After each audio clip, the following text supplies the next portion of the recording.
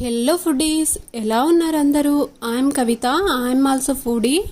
ఇవాళ క్యారెట్ హల్వా చేస్తున్నానండి.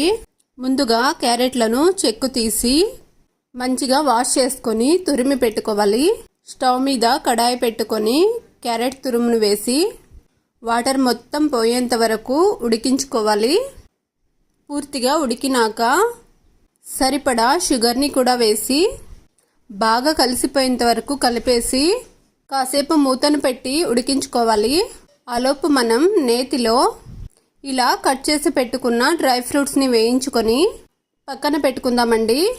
ఇప్పుడు క్యారెట్ ఉన్న మూతను తీసి కాసింత నెయ్యిని వేసి ఇంకొకసారి బాగా కలుపుకొని వేయించి పెట్టుకున్న డ్రై ఫ్రూట్స్ని కూడా వేసి ఇంకొకసారి బాగా కలుపుకుందామండి.